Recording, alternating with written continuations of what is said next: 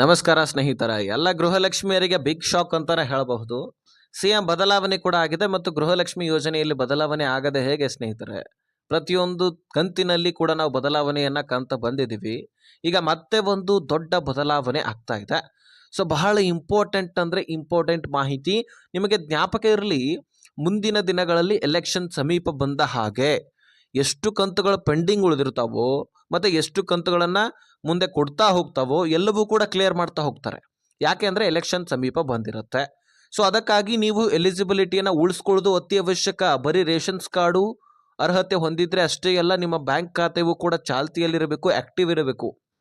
ಅದ್ರದ್ದು ಏನು ಸಮಸ್ಯೆ ಆಗಿದೆ, ಅದಕ್ಕೇನು ಸೊಲ್ಯೂಷನ್ ಬೇಕು, ಎಲ್ಲವನ್ನು ಕೂಡ ಬಿಡಿಸಿ ಹೇಳ್ತೀನಿ. ಮತ್ತು ಏನು ದೊಡ್ಡ ಬದಲಾವಣೆ ಆಗ್ತಾ ಇದೆ, ಈ ಕೆಲಸ ಮಾಡಿದ್ರೆ ಮಾತ್ರ ದುಡ್ಡು ಬರ್ತಾ ಇದೆ ಅಂತ ರಾಜ್ಯ ಸರ್ಕಾರ ಅನೌನ್ಸ್ ಮಾಡಿದೆ. ಹಾಗಾದರೆ ಆ ಕೆಲಸ ಏನು, ಎಲ್ಲವೂ ಕೂಡ ನೋಡ್ತಾ ಹೋಗೋಣ. ಬಹಳ ಇಂಪಾರ್ಟೆಂಟ್ ಮಾಹಿತಿ. ಸಚಿವ ಲಕ್ಷ್ಮೀ ಹೆಬ್ಬಾಳ್ಕರ್ ಅವರು ಕೂಡ ಆಕ್ರೋಶವನ್ನು ವ್ಯಕ್ತಪಡಿಸಿರ್ತಕ್ಕಂಥದ್ದು. ಅದ್ರ ಬಗ್ಗೆ ನಾನು ಹೇಳ್ತಾ ಹೋಗ್ತೀನಿ. ನೀವು ವಿಡಿಯೋನ ಆದಷ್ಟು ಕೊನೆವರೆಗೂ ವಾಚ್ ಮಾಡಿ ಸ್ನೇಹಿತರೆ. ಈ ಒಂದು ಕೆಲಸ ಮಾಡಿಲ್ಲ ಅಂದರೆ ಖಂಡಿತವಾಗ್ಲೂ ನಿಮಗೆ ದುಡ್ಡು ಬರೋದು ಇಲ್ಲ. ಯಾಕೆ ಅಂತ ಕೇಳೋದಾದ್ರೆ, ಲಕ್ಷಾಂತರ ಫಲಾನುಭವಿಗಳ ಅಕೌಂಟ್ಗಳು ಚಾಲ್ತಿಯಲ್ಲಿಲ್ಲ. ಅದು ಒಂದು ಕಡೆ ಎಲಿಜಿಬಲ್ ಇರ್ತಾರೆ, ಆದರೂ ಸಹಿತ ದುಡ್ಡು ಬರೋದಿಲ್ಲ. ಆದರೆ ಇನ್ನೊಂದು ಕಡೆ ಎಲಿಜಿಬಲ್ ಇಲ್ಲ ಅಂದರೂ ಸಹಿತ ದುಡ್ಡನ್ನು ಪಡ್ಕೊಳ್ತಾ ಇರುವಂಥದ್ದು. ಅದು ಹೇಗೆ ಅಂತ ಕೇಳೋದಾದ್ರೆ, ಲಕ್ಷಾಂತರ ಗೃಹಲಕ್ಷ್ಮಿಯರು, ಅದರಲ್ಲಿ ಸಮೀಪ ಹತ್ತತ್ರ 2 ಲಕ್ಷ ಫಲಾನುಭವಿಗಳು ತೀರಿ ಹೋಗಿದ್ರು ಸಹಿತ ಇನ್ನೂ ಕೂಡ ಈ ಗೃಹಲಕ್ಷ್ಮಿ ದುಡ್ಡನ್ನು ಅಕೌಂಟ್ಗಳಿಗೆ ಜಮಾ ಮಾಡ್ಕೊಳ್ತಾ ಇದ್ದಾರೆ ಅವರ ಕುಟುಂಬಸ್ಥರು. ಹೌದು, ಯಾಕೆ ಅಂತ ಕೇಳೋದಾದ್ರೆ, ಈಗ ಅಕೌಂಟ್ನಲ್ಲಿ ದುಡ್ಡು ಬಂದರೆ ಮನೆಯವರು ಏನು ಮಾಡ್ತಾರೆ, ಆ ದುಡ್ಡನ್ನು ವಿಡ್ರಾಲ್ ಮಾಡಿಕೊಂಡು ಖರ್ಚು ವೆಚ್ಚಕ್ಕಾಗಿ ಬಳಕೆ ಮಾಡ್ಕೊಳ್ತಾರೆ. ಅದು ಹೇಗೆ? ಮನುಷ್ಯನೇ ಇರಲಿಲ್ಲ ಅಂದರೆ ವಿಡ್ರಾಲ್ ಹೇಗೆ ಮಾಡ್ಕೊಳ್ತಾರಂತ ನೀವು ಕೇಳಬಹುದು. ಈ ಪ್ರಶ್ನೆ ಅಂತೂ ಸಾಮಾನ್ಯವಾಗಿ ಬರುತ್ತೆ ಸ್ನೇಹಿತರೆ. ಆ ತೀರಿ ಹೋದವರ ಮೊಬೈಲ್ ಇರುತ್ತೆ, ಅವರಲ್ಲಿ ಫೋನ್ಪೇ, ಗೂಗಲ್ ಪೇ, ಪೇಟಿಎಮ್ ಥರ ಆನ್ಲೈನ್ ಟ್ರಾನ್ಸಾಕ್ಷನ್ಗಳನ್ನು ಮಾಡ್ತಿರ್ತಾರೆ. ಈಗೇನು ಡಿಜಿಟಲ್ ಯುಗ ಕಣ್ರಿ.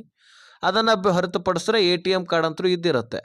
ಆ ATMನಿಂದ ದುಡ್ಡನ್ನು ವಿಡ್ರಾಲ್ ಮಾಡಿಕೊಂಡು ಖರ್ಚು ವೆಚ್ಚಕ್ಕಾಗಿ ಬಳಕೆ ಮಾಡ್ಕೊಳ್ತಾ ಇರುವಂಥದ್ದು ಸರ್ಕಾರದ ಗಮನಕ್ಕೆ ಬಂದಿದೆ. ಆ ಮನುಷ್ಯನೇ ಇರೋದಿಲ್ಲ, ಆದರೆ ಅವ್ರಿಗೆ ಗೃಹಲಕ್ಷ್ಮಿ ದುಡ್ಡು ಹೋಗ್ತಾ ಇದೆ. ಇದು ಬರೀ ಇಲ್ಲಿ ಅಷ್ಟೇ ಅಲ್ಲ, ಪಿಂಚಣಿ ಯೋಜನೆಯಲ್ಲಿ ಕೂಡ ನಡೀತಕ್ಕಂತಹ ಸಮಸ್ಯೆ. ಇದಕ್ಕಾಗಿ ಪರಿಹಾರಕ್ಕಾಗಿ ಸರ್ಕಾರ ಏನು ಮಾಡಿದೆ ಅಂದರೆ ಬಯೋಮೆಟ್ರಿಕ್ ಒಂದನ್ನು ತಂದಿದೆ. ಆ ಬಯೋಮೆಟ್ರಿಕ್ ಮಾಡಿದ್ರೆ ಮಾತ್ರ ನಿಮ್ಮ ಖಾತೆಗಳಿಗೆ ದುಡ್ಡು ಅಂತ ಸರ್ಕಾರ ಖಂಡಿತವಾಗ್ಲೂ ಹೇಳಿಬಿಟ್ಟಿದೆ. ಸ್ನೇಹಿತರೆ, ಬಯೋಮೆಟ್ರಿಕ್ ಅಂದರೆ ಈಗ ನೀವು ತಂಬನ್ನು ಕೊಡಬೇಕು. ನೀವು ಬದುಕಿದ್ರೆ ಮಾತ್ರ ತಂಬು ಕೊಡ್ತೀರಿ, ಆಗ ಮಾತ್ರ ನಿಮಗೆ ದುಡ್ಡು ಜಮಾ ಆಗುತ್ತೆ. ಇಲ್ಲಪ್ಪ ಅಂದರೆ ನೀವು ಬಯೋಮೆಟ್ರಿಕೇ ಮಾಡಲಿಲ್ಲ ಅಂದರೆ ನಿಮ್ಮ ಖಾತೆಗಳಿಗೆ ಸರ್ಕಾರ ದುಡ್ಡನ್ನು ಹಾಕೋದು ನಿಲ್ಲಿಸ್ಬಿಡುತ್ತೆ.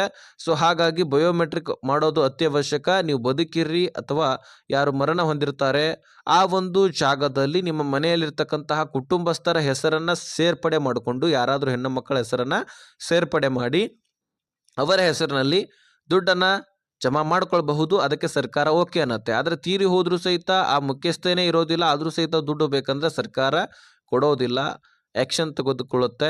ಹಾಗಾಗಿ ಬಯೋಮೆಟ್ರಿಕ್ ಅನ್ನು ಹೊಸ ಒಂದು ನಿಯಮವನ್ನು ಜಾರಿ ಮಾಡಿದೆ. ಸೊ ಈ ಬಯೋಮೆಟ್ರಿಕ್ ಮಾಡಿದ್ರೆ ಮಾತ್ರ ದುಡ್ಡು, ಈ ಕೆಲಸ ಮಾಡಲೇಬೇಕು. ಹಾಗಾದರೆ ಈ ಬಯೋಮೆಟ್ರಿಕ್ ಮಾಡೋದು ಎಲ್ಲಿ ಅಂದರೆ, ನೀವು ಅಪ್ಲಿಕೇಶನ್ ಹಾಕಲಿಕ್ಕೆ ಎಲ್ಲಿಗೆ ಹೋಗಿದ್ರಿ? ಗ್ರಾಮವನ್ನು, ಕರ್ನಾಟಕವನ್ನು, ಬಾಪೂಜಿ ಸೇವಾ ಕೇಂದ್ರಗಳಿಗೆ ಹೋಗಿ ಬಯೋಮೆಟ್ರಿಕನ್ನು ನೀವು ಮಾಡಿಸಬಹುದು.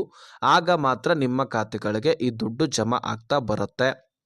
ಅವಲ್ಲಿ ಹೋಗಿ ನೀವು ತಂಬನ್ನು ಕೊಟ್ಟರೆ ಮತ್ತೆ ರೀಸ್ಟಾರ್ಟ್ ಆಗುತ್ತೆ ಗೃಹಲಕ್ಷ್ಮಿ ಯೋಜನೆ, ಮತ್ತೆ ಎಂದಿನಂತೆ ದುಡ್ಡು ಬರುತ್ತೆ. ಇನ್ನು ಅಕೌಂಟ್ ಆ್ಯಕ್ಟಿವ್ ಇಲ್ಲ ಅಂದರೆ ಆ್ಯಕ್ಟಿವ್ ಮಾಡ್ಕೊಳ್ಬೇಕು.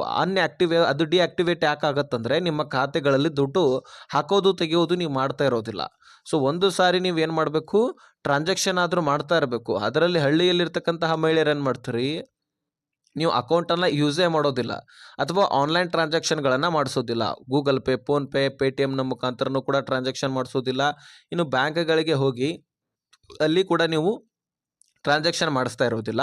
ಸೊ ಹೀಗಾಗಿ ನಿಮ್ಮ ಅಕೌಂಟು ಆ್ಯಕ್ಟಿವ್ ಇರೋದಿಲ್ಲ, ಅದನ್ನು ಡಿಆಕ್ಟಿವೇಟ್ ಮಾಡಲಾಗಿರುತ್ತೆ. ಅದನ್ನು ನೀವು ಆ್ಯಕ್ಟಿವ್ ಮಾಡಬೇಕಾಗತ್ತೆ. ಅಂದರೆ ಬ್ಯಾಂಕಿಗೆ ಹೋಗಿ ಒಂದು ಸಾರಿ ದುಡ್ಡನ್ನು ಹಾಕಿ ತೆಗೆದರೆ ಸಾಕು, ಮತ್ತೆ ರಿಆ್ಯಕ್ಟಿವ್ ಆಗುತ್ತೆ.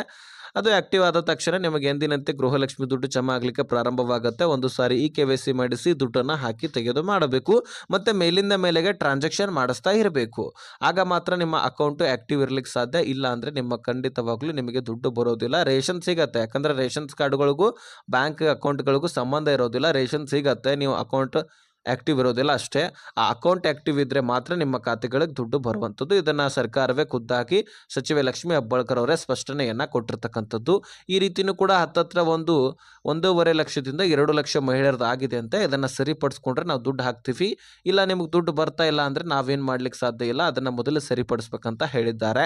ಸೊ ಆದಷ್ಟು ಈ ವಿಷಯವನ್ನು ಎಲ್ಲ ಗೃಹಲಕ್ಷ್ಮಿಯರಿಗೆ ಶೇರ್ ಮಾಡ್ತೀರಂತ ಅಂದ್ಕೊಳ್ತೀನಿ, ಯಾಕಂದರೆ ಎಲ್ಲರಿಗೂ ಕೂಡ ಗೊತ್ತಾಗಬೇಕಾಗಿರ್ತಕ್ಕಂತಹ ವಿಷಯ. ಸೊ ದಯಮಾಡಿ ಶೇರ್ ಮಾಡಿ, ಹಾಗೆ ಸಬ್ಸ್ಕ್ರೈಬ್ ಮಾಡಿಲ್ಲ ಅಂದರೆ ಸಬ್ಸ್ಕ್ರೈಬ್ ಮಾಡ್ಕೊಳ್ಳಿ. ವಿಡಿಯೋ ನೋಡಿದ್ದಕ್ಕೆ ಧನ್ಯವಾದ.